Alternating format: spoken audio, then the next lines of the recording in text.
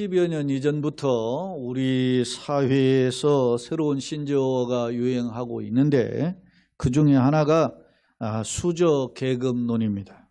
수저계급론은 20, 40, 30, 심지어 이제 40세대에 이르기까지 보편화된 이야기들인데요. 부모의 소득과 환경이 부를 대물림해주는 사회적 현상으로 나타나서 그게 금수저, 은수저, 흙수저 이런 식으로 나타난다라고 하는 소위 수저 등 계급론입니다. 예를 들면 부모의 재산 정도에 따라서 금수저는 부모 재산 가치가 한 20억 정도 이상이면 금수저고, 은수저는 10억, 그리고 동수저는 5억, 노수저는 1억 이렇게 분류하는 게 있더라고요 보니까. 그리고 흙수저는 5천만 원 이하, 이런 정도를 뜻한다고 합니다. 사랑하는 성도 여러분, 여러분은 어디에 해당한다고 생각하십니까? 또한 이런 구분법으로 평가하는 현실을 어떻게 생각하십니까? 물론 수저계급론에 대한 논리를 모두 다 동의하지는 않습니다. 그러나 우리 사회가 갈수록 이런 현상으로 심화되고 있음은 부인할 수 없는 현실입니다. 그렇다면 왜 이런 현상이 벌어지는 것일까요? 그 이유는 노력에도 달라지지 않고 탈출구가 보이지 않는 답답한 현실에 대한 젊은 세대의 절망감이 하나의 이런 수저계급론으로 표출된 것인데요. 보다 근본적인 이유는 삶의 행복이 보이지 않는 상황 속에서 가치 기준을 모두 다 물질 중심으로 평가하는 세속주의적인 가치관 때문에 벌어진 현상입니다. 때문에 우리 사회에서 과거에 개천에서 용이 난다라는 속담이 있었지만, 그러나 이 속담은 이미 쓰레기통에 소위 폐기된 지 오랜 시간이 흘러가고 있습니다. 안타까운 점은 이러한 수저계급론과 같은 현상도 우리 기독교인의 마인드 속에 깊이 자리하고 있다는 점입니다. 때문에 좋은 환경과 든든한 백그라운드가 있어야 인생이 행복하다라고 하는 생각은 불신자는 물론 우리 기독교인들까지 가지고 있다는 사실입니다. 사랑하는 여러분, 그렇다면 이런 환경적 조건을 제일로 여기는 시대에 여러분은 어떤 기준을 가지고 살아가십니까? 세상 조건을 극복할 만한, 세상 도전과 세상의 여러 가지 환경적인 계급론을 극복할 만한 나는 그런 복음의 비전들이 있는가? 복음의 능력은 과연 있느냐는 질문입니다. 오늘 저와 여러분이 사무엘하 19장 31절로 39절의 말씀을 읽었는데요. 이 말씀을 통해서 이 답답한 이 세상 속에서 참된 행복을 어떻게 하면 소유하고 어떻게 하면 이 행복을 내 자신뿐 아니라 우리 사랑하는 자녀들에게 물려줄 수 있는지, 그 비결에 대해서 말씀의 거울을 통해서 살펴보고자 합니다. 사무엘하 19장은 역사적인 배경을 살펴보아야 되는데요. 다윗 왕이 노전에 아들 압살롬이라고 하는 아들이 반란을 일으키죠. 그래서 그 아들의 그 반란에 의해서 피신해서 예루살렘을 떠나 이제 약복강을 요단강을 건너서 지금 도피하였다가 이제 반란군이 진압이 되고, 이제 후세의 계략에 의해서 이제 반란군이 진압이 되죠. 되고 결국 아들 압살롬은 죽임을 당하고 결국 예루살렘으로 귀환하는 과정이 있습니다. 오늘 19장은 이 귀환하는 과정에서 벌어진 이야기를 기록하고 있습니다. 당시 다윗이 예루살렘으로 귀환하는 과정에 이제 요단강을 건너는데, 그 건너기 직전에 다윗을 마중 나온 세 사람이 있음을 알 수 있어요. 한 사람은 시므이고 한 사람은 무비보셋이고 하나는 바르실레인데, 이 무비보셋은 요나단의 아들로서 그 소위 말에서 떨어져서 소위 그 다리를 절게 된 그런 아들이죠. 그런데 이제 무비보셋은 이 다윗과 요나단은 친형제와 같은 사람 관계잖아요. 그래서 그에 대한 이야기는 이제 제외하고 두 사람 시므이와 바르실레의 이야기를 하고자 합니다. 시므이는 베냐민 지파 출신의 사람인데요. 이 사람이 압살롬을 피해서 도망가는 다윗 왕을 저주했던 사람이에요. 한번 살펴봅시다. 사무엘하 16장 5절로 8절 말씀 한번 같이 읽겠습니다. 다윗 왕이 바후림에 이름에 거기서 사울의 친족 한 사람이 나오니 게라의 아들이요 이름은 시므이라.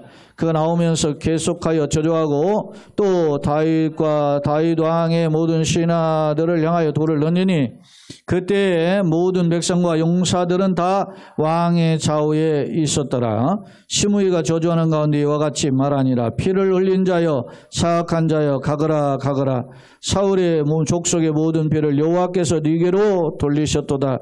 그를 이어서 네가 왕이 되었으나 여호와께서 나라를 네 아들 압살롬 손에 넘기셨도다.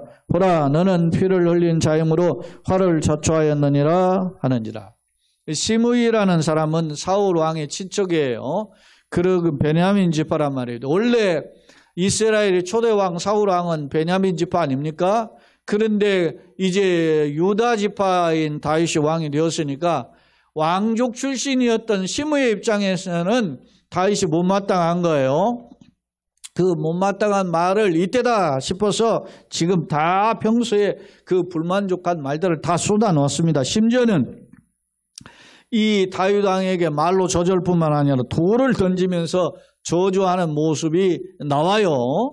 그러니까 당시 요압 장군이 이제 뭐 그를 죽여버릴까요? 그랬더니 그냥 가만두어라. 그렇게 놔두는 거예요. 자, 19장에 이제 왔습니다. 19장은 보면 21절로 23절입니다. 오늘 본문에 앞선 내용인데, 자, 요단강을 건너올 때 시므이가 만나게 되죠. 그때 뭐라고 하는지 스루야의 아들 한번 이야기를 들어봅시다. 시작. 스루야의 아들 아비새가 대답하여 이르되 시므이가 여호와의 기름 부으신 자를 저주하였으니 그로 말미암아 죽어야 마땅하지 아니하니까 하니라. 다윗이 이르되 스루야의 아들들아 내가 너희와 무슨 상관이 있기에 너희가 오늘 나의 원수가 되느냐? 오늘 어찌하여 이스라엘 가운데서 사람을 죽이겠느냐? 내가 오늘 이스라엘 왕이 된 것을 내가 알지 못하리요 하고 왕이 시므이에게 이르되 네가 죽지 아니하리라 하고 그에게 맹세하니라. 여기 보면 이게 스루야의 아들은 삼형제가 있죠. 그 중에 제일 큰 형이 이제 요압이고 아사엘이 있고 아비새가 있는데 아사엘은 죽었죠. 저기 뭡니까? 사울 왕의 장군에 의해서 또 그를 추격하다가 결국 죽었고 또 하나 남은 게 이제 아비새인데 이 아비새도 장군인데 이 왕을 저주한 이 시므이를 죽이는 게 마땅하지 않습니까? 그렇게 왕한테 건의하니까 왕이 이 지금 귀환해서 전쟁의 심각한 상황 속에서 겨우 이제 귀환하는데 그를 죽이는 일이 그리 큰 일이 아니잖아요. 그러니까 다윗이 만류를 하고 그 시므이를 살려줍니다. 오늘 본문에 보니까 19장 23절에 보면 네가 죽지 아니하리라 하고 시므이를 죽여야 한다는 아비새 장군의 요청을 거절을 해요. 그래서 이제 시므이는 겨우 구사일생으로 목숨을 부지하게 됩니다. 그런데요, 자 열왕기상 2장은 다윗이 노년에 그가 이제 솔로몬에게 왕위를 물려주고 그 왕위를 물려받은 사람이 누굽니까? 솔로몬이죠. 솔로몬에게 유언을 했는데 이러한 사람은 눈여겨볼 것을 이야기했는데 그 중에 한 사람이 이 시므이임을 알 수 있어요. 그런데 그 시므이에게 솔로몬 왕이 열왕기상 2장 36절로 46절에 보면 경고를 합니다. 너는 기드론 시내를 건너서 떠나지 말고 여기 머물러 살아라 이렇게 이야기를 해요. 그런데 이 시므이라는 사람이 자, 그 말을 어기게 되는데 자 열왕기상 2장을 보면 46절 한번 같이 한번 읽어봅시다. 시작. 여호야다의 아들 분하야에게 명령하며 그가 나가서 시므이를 치니 그가 죽은지라. 이에 나라가 솔로몬의 손에 경고하여 지니라. 솔로몬이 그 시므이에게 너는 이 기드온 시내를 떠나지 말아라 그렇게 이야기했는데 이 시므이가 3년 동안 그 말을 지키다가 3년 만에 이걸 어기게 돼요. 어긴 이유가 뭐냐면 자기 집에 종이 도망을 가니까 이 종을 잡으려고 이 기드온 시내를 건넜다가 왕의 명령을 어기게 돼요. 그리고 그 소식이 왕에게 알려져서 왕이 분하야라는 장수를 보내서 그를 죽이게 했다는 사실입니다. 결국 어떻게 됩니까? 종도 득두죠. 콩 심은 데 콩 나고 팥 심은 데 팥 나는 것처럼 심은 대로 거두게 된 겁니다. 결국 다윗 왕의 칼은 피했지만 그의 아들 솔로몬 왕의 칼을 피하지 못하고 시므이는 결국 죽게 되었습니다. 자, 왕이 예루살렘으로 돌아올 때 그게 세 사람 만난 그 중에 이제 한 사람을 또 살펴보려는데 그 또 한 사람이 누구냐면 바르실레였습니다. 자, 오늘 19장 31절로 39절의 말씀은 이제 왕과 그 왕이 이제 요단강을 건너서 예루살렘으로 복귀하는 과정에서 배웅을 나온 사람이 길르앗 출신인 바르실레라고 하는 사람이에요. 이 사람과의 대화의 내용을 우리는 살펴볼 수 있습니다. 자, 31절로 33절을 오늘 본문을 살펴보겠습니다. 같이 읽습니다. 길르앗 사람 바르실레가 왕이 요단을 건너가게 하려고 노글림에서 내려와 함께 요단에 이르니 바르실레는 매우 늙어 나이가 80세라. 그는 큰 부자이므로 왕이 마나헤임에 머물 때에 그가 왕을 공개하였더라. 왕이 바르실레에게 이르되 너는 나와 함께 건너가자. 예루살렘에서 내가 너를 공개하리라고 말씀합니다.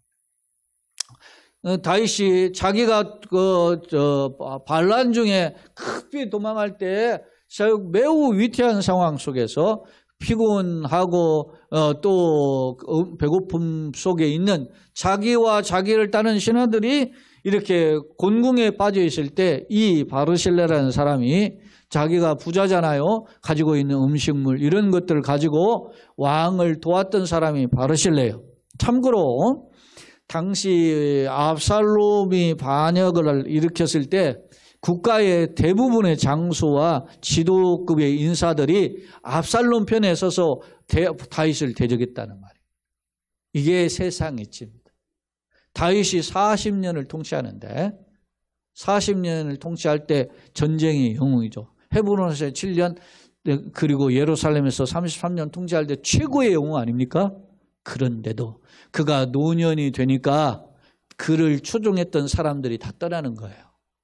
그런 상황에서 이 바르실레는 어떻게 해요? 왕의 편에 서서 왕을 섬기고 왕의 피신을 도왔고 왕과 왕을 따르는 그 무리들을 공개해 주었음을 알 수 있어요. 여기 나오는 이 공개하다라고 하는 그 원뜻이 히브리어는 이게 쿨인데 이 히브리어 쿨이라는 단어가 이 떠받치다 이런 뜻을 가지고 있어요.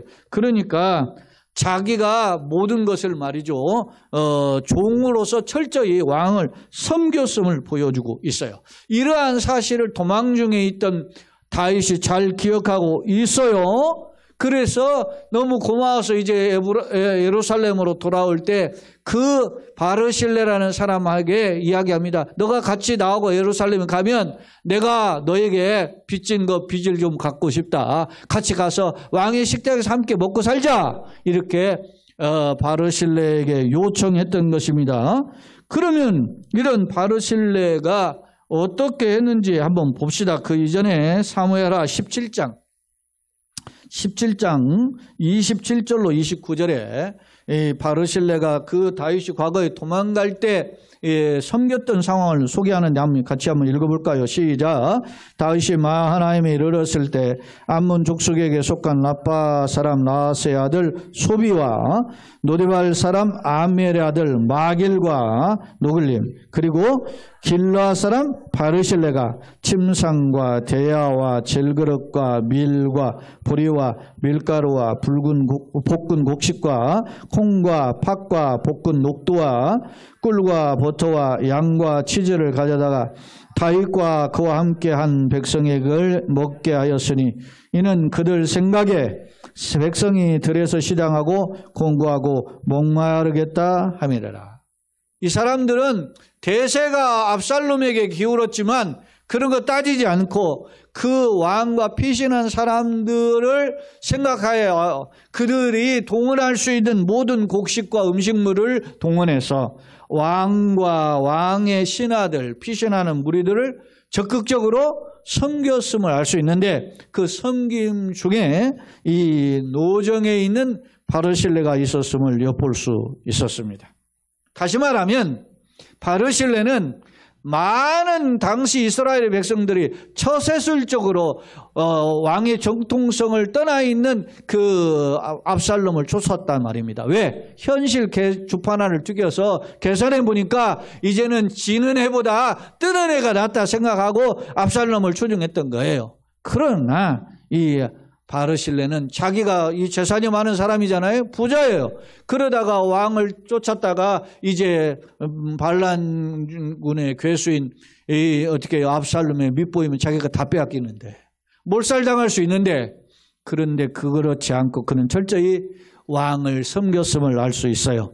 그런 이 바르실레에 대한 고마움을 다윗이 잊지 않고 이제 바르실레에게 예루살렘에 귀환하면서 같이 갈 것을 청했던 것입니다. 그런데 이 바르실레가 어떻게 대답하는가를 한번 보세요. 오늘 19장 34절로 37절입니다. 같이 읽겠습니다. 바르실레가 왕께 아뢰되 내 생명의 날이 얼마나 있겠사옵기에 어찌 왕과 함께 예루살렘으로 올라가리이까. 내 나이가 이제 80세라 어떻게 좁고 흉한 것을 분간할 수 있사오며 음식의 맛을 알 수 있사오리이까. 이 종이 어떻게 다시 노래하는 남자나 여인의 소리를 알아들을 수 있사오리이까. 어찌하여 내 종이 내 주 왕께 아직도 누를 끼치리이까. 당신의 종은 왕을 모시고 여단을 건너려는 것뿐이거늘 왕께서 어찌하여 이 같은 상으로 내게 갚으시려 하시나이까. 청하건대 당신의 종을 돌려보내옵소서. 내가 내 고향 부모의 묘 곁에서 죽으려 하나이다. 그러나 왕의 종 김함이 여기 있사오니 청하건대 그가 내 주 왕과 함께 건너가게 하시옵고 왕의 처분대로 그에게 베푸소서 하니라. 자, 보세요. 소위 우리는 그런 말을 알죠? 누울 자리를 보고 다리를 뻗는다. 에? 이 80이 되는 이 바르실레가 자기가 음식 맛들 먹어도 맛을 분간할 수 없고 노랫소리도 분간할 수 없는 그런 처지에 자기 인생이 얼마 남지 않았단 말입니다. 그런데 내가 이 노년에 누구를 이끌고 가서 왕의 신세를 지는 그런 삶으로 살면서 왕에게 누를 끼치고 싶지 않습니다 라고 이야기합니다. 그러면서 자기가 여기까지 나온 까닭은 왕이 안전하게 요단강을 건너는 것을 마지막 배웅하기 위해서 나왔습니다. 그러면서 자기는 자기 고향 부모님 곁에서 그 문무의 묘 곁에서 살다가 죽겠습니다 이야기하면서 정말로 왕이 나에게 그런 베푸실 은혜가 있다면 자기가 한 사람을 김함이라고 하는 이 사람을 내가 추천하는데 그를 대접해 주시면 고맙겠습니다 이야기해요. 세프아진트라고 하는 70인격 구약 성경 헬라 역본에 보면 이 김함은 이 바르실레의 아들로 번역이 돼요. 그리고 역사가 예수님 이후에 시대에 역사가 있던 요세푸스 유명한 교회 역사가죠. 유대 역사가 요세푸스의 책에도 이 김함은 바르실레의 아들로 기록되어 있습니다. 다시 말하면 바르실레는 차라리 자기를 도와주시려면 자기 그 은혜가 자기의 아들 때에 미치기를 원합니다. 이렇게 이야기하고 있음을 엿볼 수 있어요. 자, 39장 우리가 본문의 마지막 부분인데 한번 봅시다. 38절로 39절 한번 같이 읽겠습니다. 다윗이 뭐라고 대답하는지 봅시다. 왕이 대답하되 기맘이 나와 함께 건너가리니 나는 네가 좋아하는 대로 그에게 베풀겠고 또 네가 구하는 것은 다 너를 위하여 시행하리라 하니라. 백성이 다 요단을 건너매 왕도 건너가서 왕이 바르실레에게 입을 맞추고 그에게 복을 비니 그가 자기 곳으로 돌아가니라. 그래서 이렇게 이제 왕이 그들의 요청을 들어주고 결국 헤어지게 되면 알 수 있습니다. 자, 참고로 이 김함이 누구인가를 엿볼 수 있는 단서가 있는데 열왕기상 2장을 한번 보겠습니다. 열왕기상 2장, 이건 열왕기는 솔로몬의 이야기죠. 2장 7절을 한번 같이 읽어봅시다. 시작. 마땅히 길르앗 바르실레의 아들들에게 은총을 베풀어 그들이 네 상에서 먹는 자 중에 참여하게 하라. 내가 네 형 압살롬의 낯을 피하여 도망할 때에 그들이 내게 나왔느니라. 할렐루야. 다윗이 죽기 전에 이제 왕권을 솔로몬에게 물려주고 솔로몬에게 유언하면서 부탁하는 내용입니다. 이게 뭐라고 합니까? 내가 너의 형 압살롬에게 피해서 도망갈 때 나를 공개에 섬겨줬던 사람이 바르실레다. 그러니 너는 그의 아들들이라고 이야기했죠. 아들 김함뿐만 아니라 또 다른 아들들이 있음을 알 수 있습니다. 그의 자손들을 네가 기억하고 섬겨줄 것을 거듭 부탁하고 있음을 알 수 있습니다. 다시 말하면 일시적인 기분에 의해서 다윗이 바르실레에게 같이 예루살렘 가자 이야기했고 왕의 식탁이 너의 아들을 내가 섬겨주겠다 이런 말로 한 것이 아님을 알 수 있습니다. 사랑하는 여러분, 한 사람의 목숨을 건 한 번의 결단이 그와 그의 가문과 자손을 살리는 역사를 보여주고 있습니다. 주목할 점은 그렇다면 바르실레가 이런 결단을 한 까닭이 뭐냐? 그것은 바로 다윗 왕권에 흐르는 하나님의 언약에 철저히 붙들려 있었던 사람이 바르실레였음을 알 수 있습니다. 다윗 왕의 아들이니까 누가 되든지 상관이 없을 수 있잖아요. 그러나 그는 하나님의 언약에 신실한 약속을 붙잡고 있었던 것을 왕의 편이었음을 기억하고 그는 처세술적으로 행동하지 않고 하나님의 약속에 붙들려서 행동하였음을 알 수 있습니다. 바르실레의 선택은 우리에게 크게 간단하게 세 가지를 소개해요. 바르실레는 첫째, 처세술이 아닌 하나님의 언약과 원칙을 지킨 사람이었다라는 걸 보여줍니다. 두 번째, 바르실레는 자신이 길르앗 지방의 부자였지만은 자신의 재물을 자기만을 위해 사용하지 않고 위급한 시기에 역경을 당한 시기에 그것을 재물을 아름답게 사용했던 충신이었음을 엿볼 수 있습니다. 세 번째로 바르실레는 자기를 공개하려고 하는 왕의 뜻을 거절하면서 자신의 연로함을 핑계로 겸손히 사양을 합니다. 그리고 오히려 그 공개의 혜택을 자신이 아닌 자신의 후손에게 양보하고 있음을 엿볼 수 있습니다. 사랑하는 여러분, 우리는 젊었을 때는 젊을 때의 욕심이 있고 노정에 있으면 노정의 욕심이 있습니다. 노탐이라는 게 있잖아요. 그래서 사람이 바른 선택을 하지 못하는 것을 알 수 있습니다. 사랑하는 여러분, 오늘 이 바르실레는 철저히 하나님 중심적이고 성경적인 사고의 철학을 하고 있음을 엿볼 수 있고 그러한 선택이 바로 자신은 물론 그의 가문을 유지하고 후손이 복을 받는 길로 이어지고 있음을 엿볼 수 있습니다. 앞서 제가 소위 수저 계급론 이야기를 거론하면서 오늘 우리가 살고 있는 시대가 간단치 않고 물질 중심으로 보이는 가시적인 기준을 중심으로 살아가는 시대에 있으며 이러한 영향은 교회까지 깊숙이 침투되어 있음을 거론한 바 있습니다. 사랑하는 여러분, 우리가 갈수록 예수 믿기가 어렵습니다. 왜 어렵습니까? 하나님적인 생각, 하나님 중심적인 생각, 말씀 중심적인 생각을 내려놓고 타협해야만 되는 그런 세파의 거센 도전에 우리가 맞닥뜨려 있다는 사실입니다. 때문에 어떤 사람은 좀 쉽고 편한 길을 선택하고 적당히 흉내를 납니다. 예수 안 믿는 게 아니에요. 교회 안 다니는 게 아닙니다. 다니긴 하지만 흉내만 낼 뿐이란 말입니다. 그래도 잘 되어요. 그래도 잘 나가요.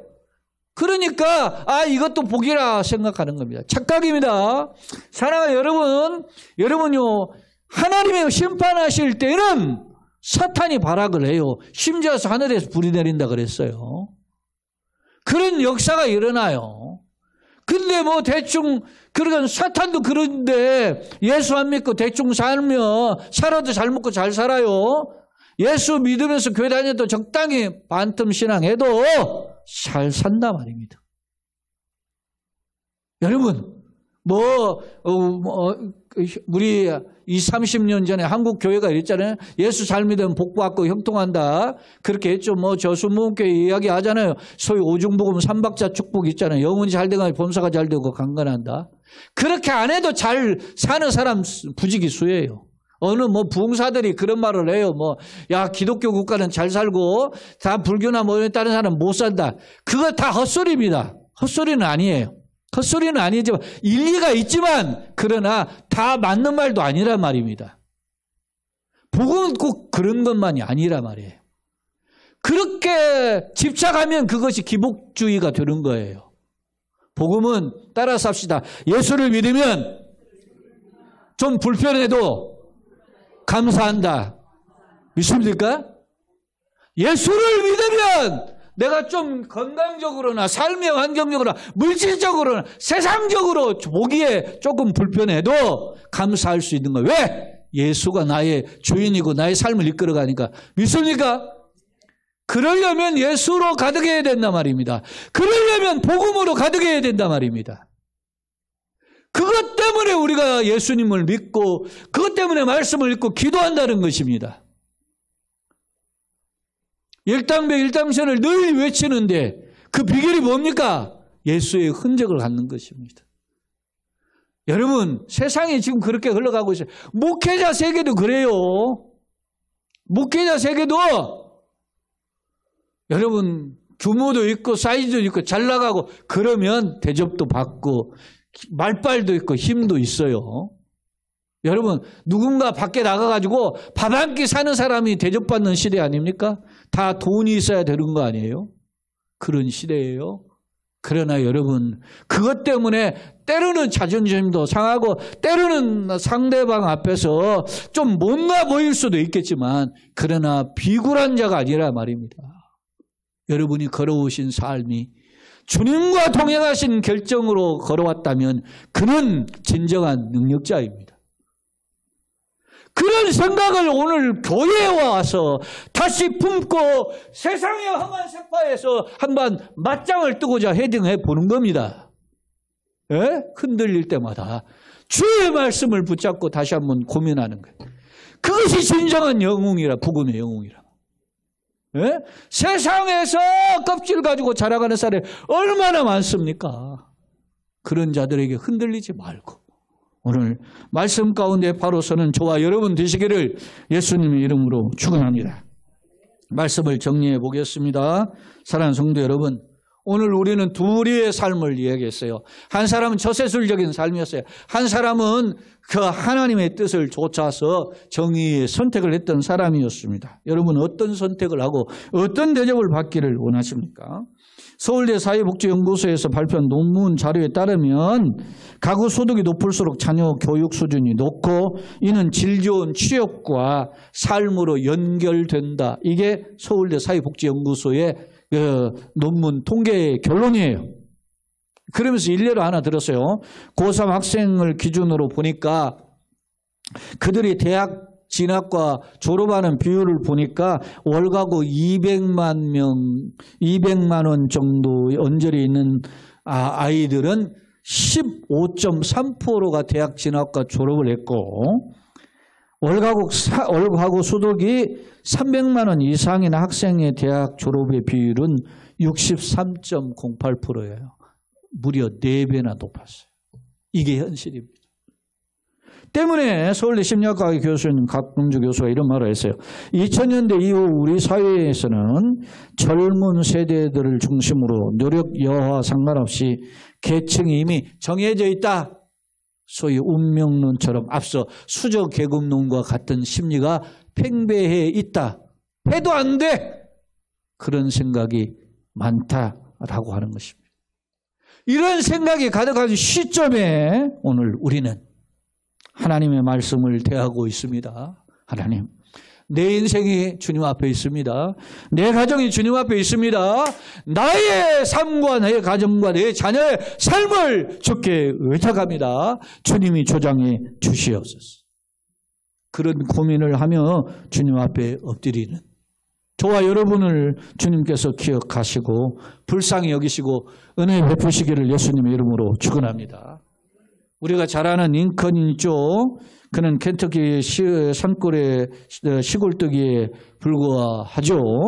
그런 초등학교도 제대로 다 나오지 못한 사람입니다. 그러나 그의 바른 복음의 가치관이 그 자신은 물론이거니와 그 자신은 비록 죽음으로 끝났지만 그를 바라본 수많은 흑인들에게 권리를 주는 축복의 삶으로 인도하는 통로가 되었음을 우리는 기억합니다. 여러분, 데이비드 쿨락이라고 하는 기독 심리학자가 이런 말을 했어요.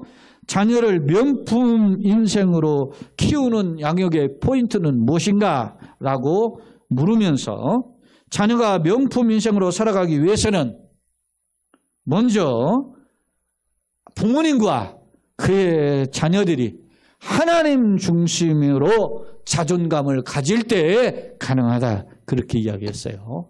하나님 중심의 자존감이 있어야 됩니다. 돈 많은 사람 앞에 비굴해지는 게 아니고 세상 잘 나가는 사람 앞에 비굴한 인생이 아니라 예수의 은적을 가졌기 때문에 바울이 그러잖아요. 나를 더 이상 괴롭게 하지 말라. 내가 예수의 은적을 가졌다.